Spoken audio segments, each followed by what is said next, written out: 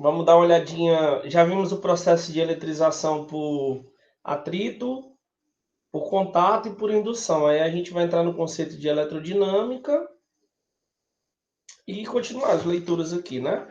Esse capítulo aqui é o penúltimo capítulo, já estamos finalizando praticamente, né? Um mês. Dá uma corridinha aí para a gente continuar. Tá bom? Então vamos lá. Eletrodinâmica, que diz assim: até agora estudamos como se comporta a eletricidade estática, né? Isto é, aquela que se encontra retida no corpo. Agora estudaremos o comportamento da eletricidade dinâmica, ou seja, aquela que transita entre os corpos. A gente viu basicamente o processo de eletrização natural, que é o que acontece naturalmente.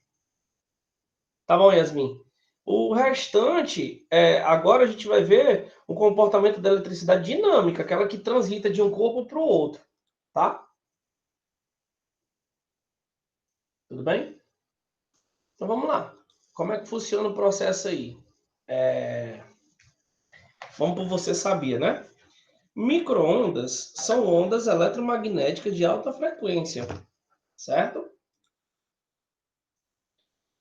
Como as de rádio. Foi o que eu falei para vocês, né? As ondas eletromagnéticas, gente, elas se comportam de uma maneira que a gente pode trabalhar com elas de maneira diversificada. Por exemplo, a gente tem duas maneiras, por exemplo, de escutar um rádio, né? Ou a gente usa o processo de eletricidade natural, que é aquele que vem das hidrelétricas, né? A energia mecânica sendo transformada em energia elétrica. Ou a gente usa aquele radinho a pilha ou a bateria para poder ouvir a onda sonora, certo? Então, em 1939, o físico americano Albert Wallace Hull desenvolveu o magnetron, que era o quê? Era um gerador de microondas para radar. 10 anos depois, o engenheiro Pierce LeBaron Spice, seu conterrâneo, percebeu, por acaso, que um copo de leite se aquecia quando próximo de um magnetron. Então, como é que começou esse estudo? Ele percebeu que com esse magnetron, né, ondas eletromagnéticas, por isso que ficou chamado de ondas eletromagnéticas, ele percebeu que quando ele aproximava o magnetron próximo a algum líquido, aquele líquido aquecia. Aí ele, rapaz, olha só, tem como a gente produzir energia a partir de magnetron. Daí vem o nome que a gente conhece hoje, né, que são as ondas eletromagnéticas. Entenderam aí a associação? Bacana? Então, o Spice, né, muito esperto, percebeu isso. Então, o diretor de uma indústria eletrônica, o Spice, logo vislumbrou as possibilidades culinárias desse gerador. Então, assim, no início de 1995, é uma coisa muito recente, né, surgiu o primeiro forno de micro-ondas. Ou seja, o magnetron recebe de um transformador uma tensão fixa de 400 volts e gera dentro do aparelho ondas eletromagnéticas de 2.450 GHz. E a mesma frequência de ressonância das moléculas de água, afirma o engenheiro Marco Antônio da Posse, da Escola Politécnica da USP. Essas ondas são refletidas várias vezes nas paredes metálicas do forno sobre o alimento, fazendo vibrar as moléculas de água contidas nele. A fricção entre eles produz calor, cozinhando o alimento. Então, basicamente, como é que funciona o processo? É um aquecimento de ondas eletromagnéticas pela água, tá? Vocês sabem que todo alimento, né, tem água, né, internamente. Então, o que ele faz? Ele aquece aquela água, né, e gera calor para o meio. E aí, quando é gerado calor, a gente pode ou cozinhar o alimento ou esquentar o alimento, dependendo da quantidade do tempo que você vai usar, né? Ok? Acredito que esteja tranquilo aí, né? As microondas têm alta capacidade de penetração na comida, o que possibilita o cozimento por dentro e não a partir da superfície, como ocorre nos fornos convencionais. Agora, Existe uma ideia, não sei se vocês já ouviram falar disso, né? Existem textos, arquivos científicos, né, artigos mesmo que falam sobre as ondas eletromagnéticas, né? As ondas eletromagnéticas, elas são cancerígenas? Vocês já ouviram falar disso? Já ouviram falar dessa hipótese?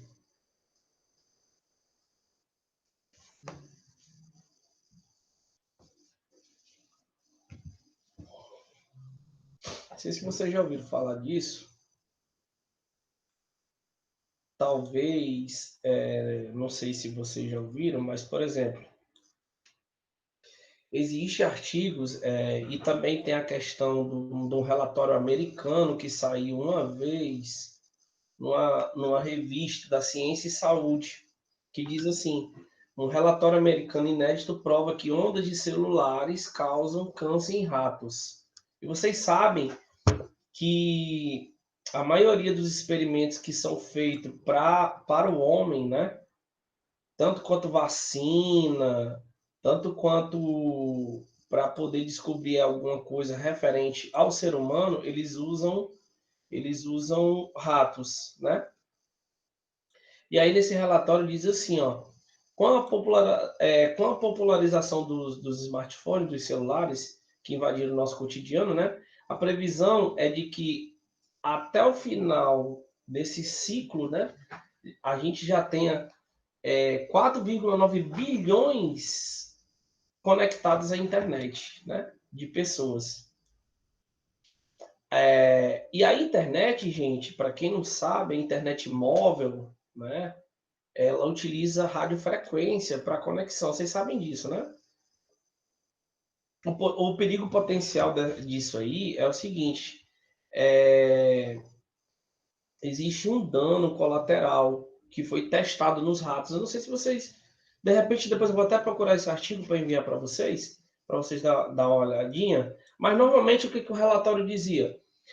O relatório que foi divulgado na época no Programa Nacional de Toxicologia dizia que a agência ligada ao Departamento de Saúde dos Estados Unidos revelou que a exposição prolongada dos ratos, né, às ondas de 2G e 3G e 4G daria problemas cardíacos nos animais. Entenderam aí? Então, tem muita gente que é viciada, dorme até com o celular, né? Perto. E isso é muito perigoso, tá? Porque as ondas, por exemplo, o que a maioria das pessoas faz? As pessoas não desligam os dados móveis, né?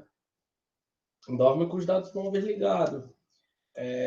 Dorme perto do celular, né?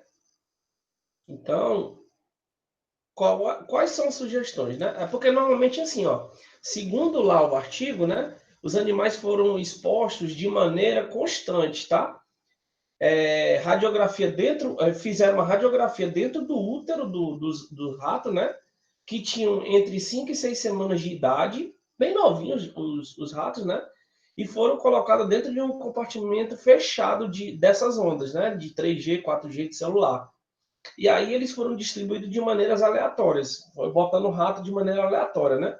E aí percebeu que essas ondas eram cancerígenas, tá?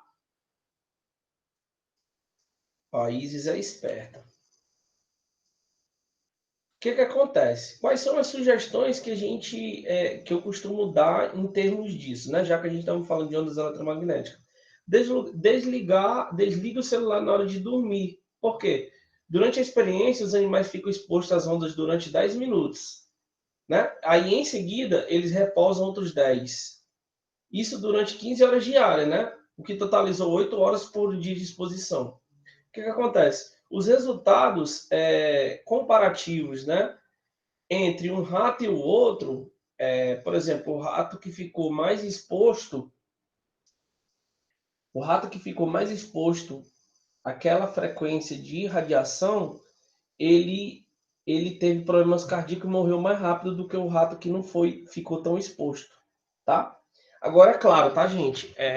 Eu estou falando disso aqui, já que a gente está comentando sobre ondas eletromagnéticas, mas faltam provas em seres humanos ainda, tá?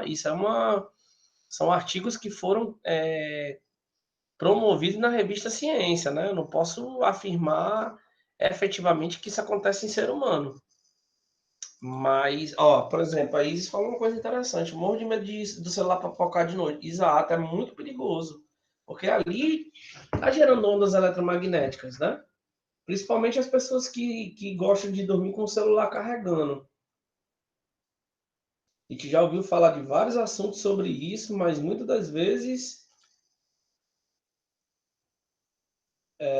a gente percebe que muitas das vezes fica, como é que eu posso dizer?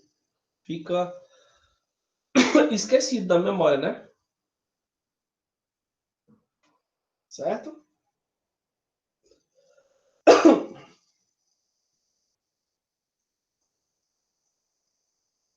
Ok? Ok, então vamos lá, né? Continuando aqui. Bom, é... além disso, não fazem vibrar as moléculas de vidro ou plástico que se aquecem no interior do forno. Para evitar o vazamento das micro-ondas, o aparelho possui uma grade de metal colocada junto ao vidro da porta. O espaço entre as malhas desse grão são menores que a do micro-ondas, além de fornos e radares. Os micro-ondas são usados também em sistemas de telecomunicações, como nas transmissões por satélite e na telefonia celular, que foi o que eu estava comentando agora para vocês a respeito do assunto, tá?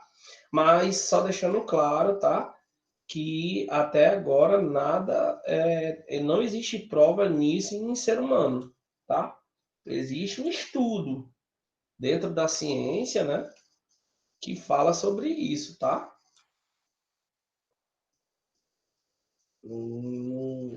Que fique bem claro que eu não estou afirmando que em ser humano tem, é só para comprovar para vocês que já foi testado em ratos e em ratos foi aceitável, né? Foi aceitável, tá?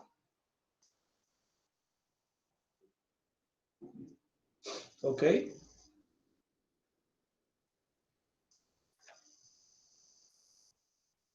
Beleza, vamos para frente então.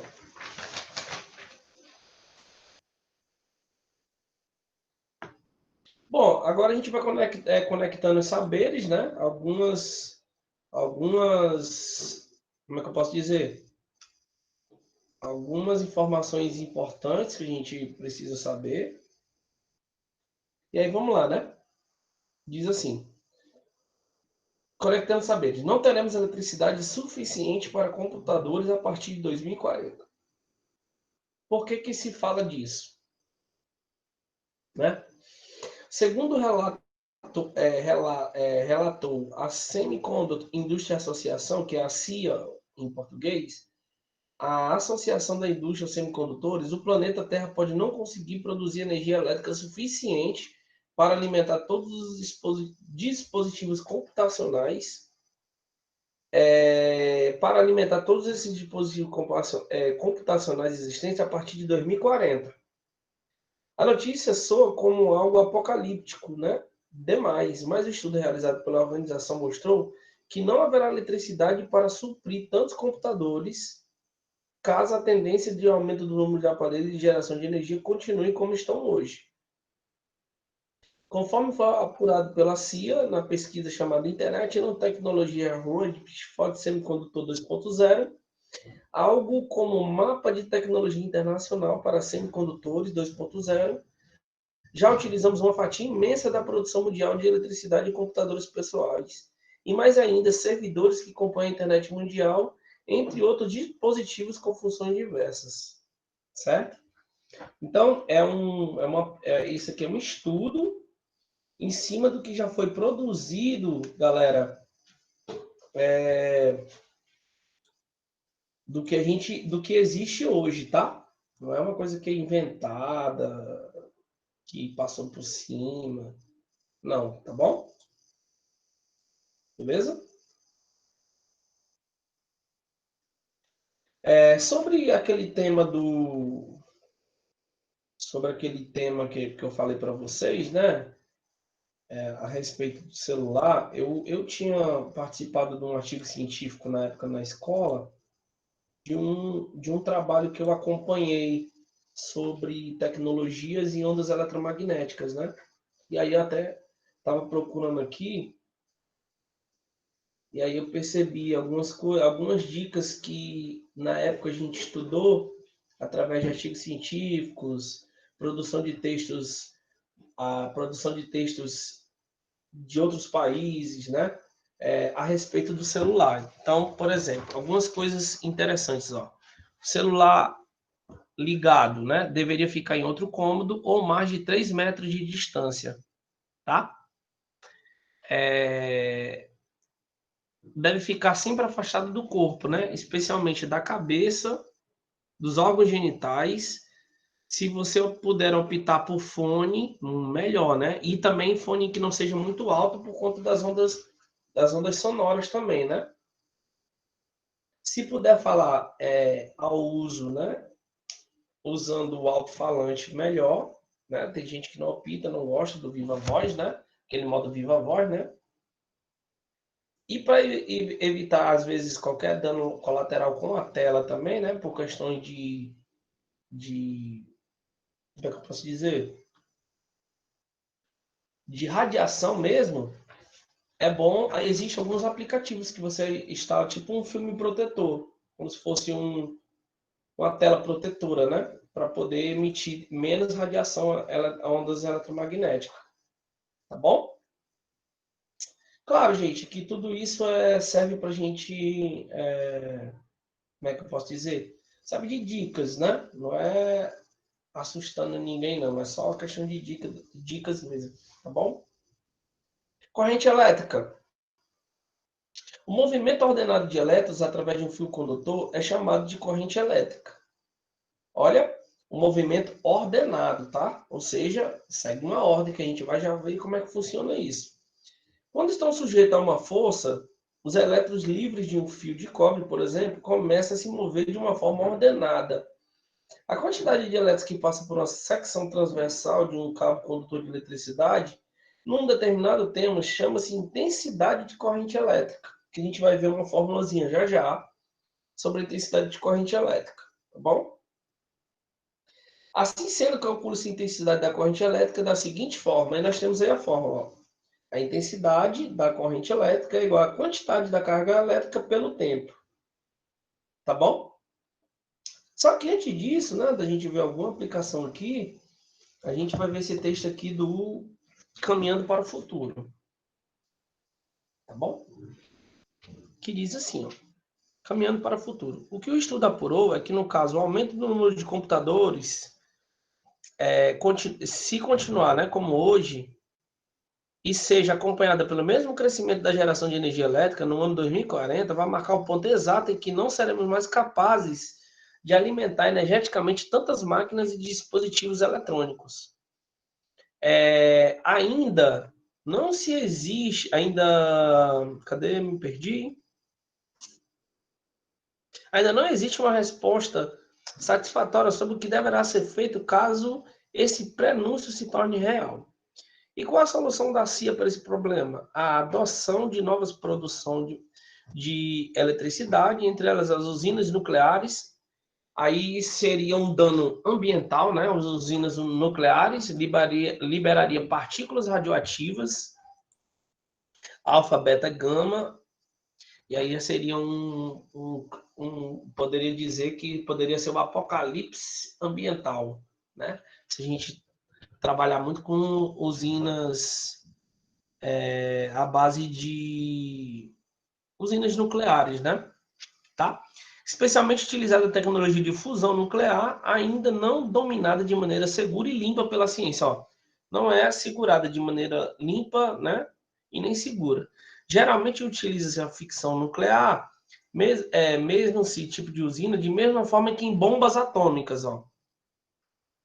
O processo de fusão, no entanto, assemelha-se aos da bomba de hidrogênio, é muito mais poderoso. Então, poderia ser uma faca de dois gumes, né? Poderia ser uma coisa que pudesse facilitar, em 2040, o processo aí de produção de energia. Porém, o meio ambiente não suportaria de maneira adequada a utilização desse meio, né? Pensou uma emissão de partícula gama, né? Partícula gama é violenta, né? As partículas radioativas, elas fazem muito mal ao ser humano, cancerígena, né? Então seria um declínio, um degrado ambiental muito grande, uma degradação ambiental absurda, tá certo? Ok, nós vamos trabalhar com essa fórmula, né? Eu vou já entrar aqui nos efeitos de corrente elétrica. Eu teria que mostrar um exemplo para vocês sobre isso aqui, mas vou deixar para amanhã. Porque se eu for mostrar, falta só 15 minutos para fechar, e aí eu teria que mostrar mais ou menos 3 exemplos para vocês entenderem a aplicação disso aqui. E teria que ligar a câmera do meu celular também. Então vou deixar para amanhã, que amanhã eu tenho mais tempo para mostrar um exemplo utilizando essa fórmula, tá bom? A gente já utilizou da quantidade de carga elétrica, né? Que é a quantidade igual a N vezes E, que foi lá no iniciozinho do livro. E nós utilizamos a fórmula da lei de Coulomb, que é Q é igual a K vezes Q1 vezes Q2, dividido pelo R ao quadrado, que é a distância, tá? Foi essas fórmulas, por enquanto, foi as que a gente viu no início da aula, no início do capítulo. Tudo bem? Vamos continuar aqui. Quando for amanhã, a gente começa com uma aplicação dessa fórmula, tá? Efeitos da corrente elétrica. Ao passar por um fio condutor, uma corrente elétrica pode produzir diferentes efeitos. Eles podem ser aproveitados de forma bastante produtiva para uso doméstico e industrial. Vejamos quais são esses efeitos e suas aplicações. Nós temos o efeito térmico ou Joule, né, como queiram. Seja qual for o condutor de uma corrente elétrica, ele sempre sofre aquecimento quando dá passagem da corrente. Esse tipo de efeito é aproveitado em aquecedores elétricos, né, como chuveiro, secador de cabelo, lâmpadas térmicas. Então, se você for, por exemplo, pegar num fio da qual está passando corrente elétrica, aquele fio ali vai estar quente. Pega numa lâmpada que está acesa, fica quente. Qualquer objeto que tenha o uso da corrente elétrica, ele vai esquentar com o tempo, tá? Por quê? Porque a medição é feita em forma de calor. A medição é feita em forma de calor, então não tem para onde fugir. Então, qualquer material que você enfrentar vai ter um efeito térmico, tá? Tá bom? Nós temos o efeito luminoso, né? Alguns gases rarefeitos emitem luz quando são atravessados por uma corrente elétrica. Esse efeito é a base de funcionamento de lâmpadas fluorescentes e dos avisos luminosos. Aqueles avisos luminosos lá no cais, no porto, né? A base de efeito luminoso. Nós temos radares, nós temos as lâmpadas que processam de maneira diferente, tá certo? Nós temos também o efeito magnético, né? Quando uma corrente elétrica atravessa um condutor, ele cria próximo a esse condutor um campo magnético. Esse efeito é um dos mais importantes da eletricidade. É a base de funcionamento de motores, transformadores e relés. O que acontece? Você tem lá um transformador, você tem um aparelho que é 110, que é a medição de voltagem lá no sul, Rio de Janeiro, São Paulo. Você compra um transformador que pega 110, 220, quando você emite, quando você liga ele na corrente elétrica, ele vai gerar um campo magnético. Aí esse campo magnético vai conduzir corrente elétrica, certo? Nós temos o efeito químico, né, que é a eletrólise. Talvez vocês nunca tenham visto falar desse fenômeno, tá? Mas a eletrólise A eletrólise é um fenômeno também de condução de corrente elétrica, tá? Eletrólise.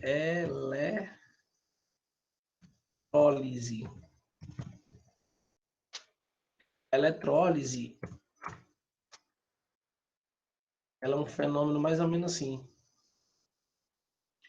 O meu áudio tá ruim? Deixa eu ver agora. Tá me escutando, não?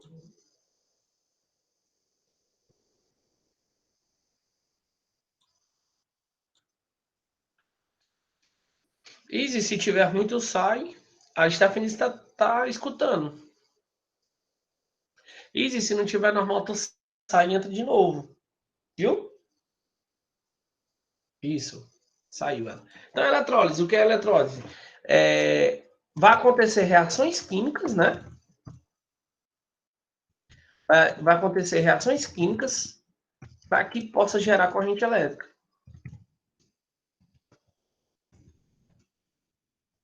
Corrente elétrica. Basicamente isso. São reações químicas para que possa gerar corrente elétrica. Então, o efeito químico é quando uma solução eletrolítica é atravessada por uma corrente elétrica, ela sofre decomposição. Chamamos essa decomposição de eletrólise. Esse efeito é amplamente utilizado no processo de revestimento de metais, como cromagem e niquelação. Tá? E aí, vamos aí responder o Investigue, né? O Investigue diz assim: você já deve ter viajado de carro, acredito que todo mundo. Numa dessas viagens, avistou fio elétricos de alta tensão seccionadas por grandes bolas laranjas, como se fosse de basquete. Lá nos fios elétricos, vocês já viram, né? Para que servem essas bolas colocadas nos fios de alta tensão? Alguém sabe? Existem dois tipos de bolas, aquelas bolas que ficam nos fios. Eu vou explicar aqui. Ó, as bolas alaranjadas e avermelhadas, né?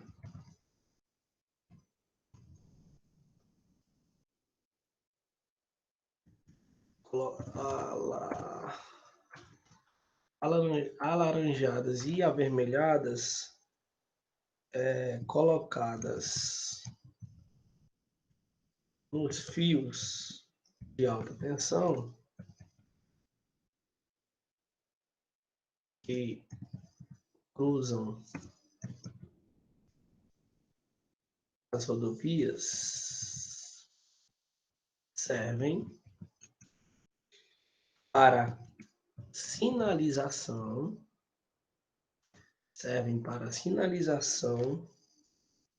visual de pilotos de aeronaves. Vocês sabiam disso? Quando tiverem que utilizar as estradas para pouso de emergência. Vocês sabiam disso, gente?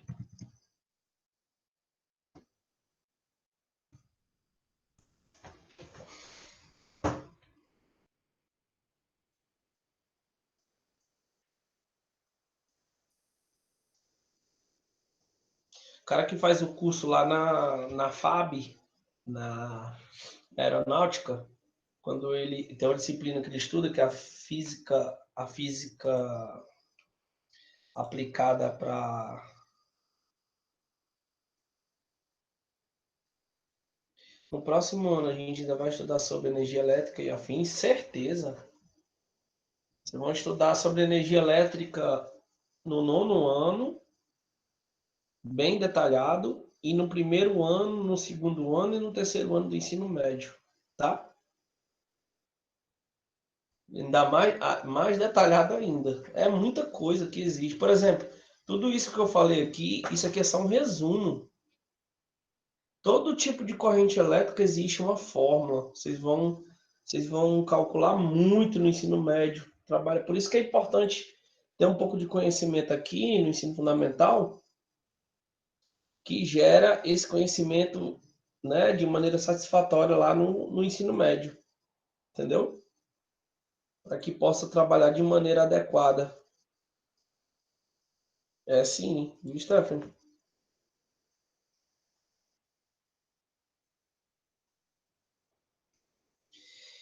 Ok, vamos aí aos. Nós temos, gente, em termos de geradores de energia elétrica, nós temos basicamente, 5 tipos, tá? Nós temos, como lembra que eu falei para vocês que a energia mecânica transformada em energia elétrica, a energia química transformada em energia elétrica, a energia térmica transformada em energia térmica, a energia luminosa transformada em energia elétrica, a eólica transforma em energia elétrica. Então, vários tipos de energia. Basicamente, dentro dos geradores de energia elétrica, nós temos 5 tipos de energia, tá? Nós temos a energia mecânica, nós temos a energia química, nós temos a energia térmica, energia luminosa e energia eólica. A gente vai falar de cada uma, tá bom? Então vamos lá. Geradores de energia elétrica, ver se dá para a gente finalizar essa parte aqui, tá? Todo dispositivo capaz de transformar qualquer tipo de energia em energia elétrica é, por definição, gerador de energia elétrica, tá? Esse mecanismo é de grande importância em momentos onde há interrupção do fornecimento de energia, pois é capaz de garantir o seu fornecimento.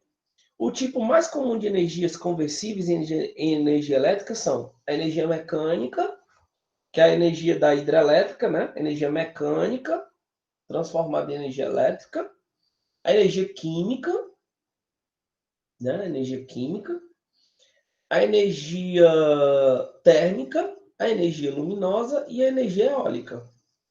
Vários são tipos de geradores, podem ser classificados de acordo com essas 5 que eu falei. A energia mecânica, que é uma energia que é considerado o mais comum deles, tá? Esse tipo de gerador transforma energia mecânica em energia elétrica, que pode ser encontrado nos alternadores dos automóveis. Também, né? A energia mecânica em energia elétrica. Mecânica já está dizendo, né? Através do motor motorizada, né? Certo? Nós temos a energia química, né? Frequentemente utilizada em aparelho de baixo consumo de energia. Esse tipo de energia é capaz de transformar a energia produzida a partir de reações químicas em energia elétrica, como, por exemplo, já falei para vocês, já citei exemplos, pilhas e baterias, né? Que usam em controle remoto, relógio, rádio, a gente usa no carro, a gente usa... é uma infinidade de coisas que a gente usa as pilhas e baterias, né? Térmico, responsável por aproximadamente 80% da eletricidade mundial, né? Entre combustíveis fósseis, usinas nucleares. Esse gerador é capaz de converter a energia originada do calor em energia elétrica. Podemos encontrar na termoelétrica, né? O tipo de energia térmica. Tá bom? Então, gente, a gente fecha esse segundo ciclo, né? Praticamente já estamos finalizando o penúltimo capítulo, né?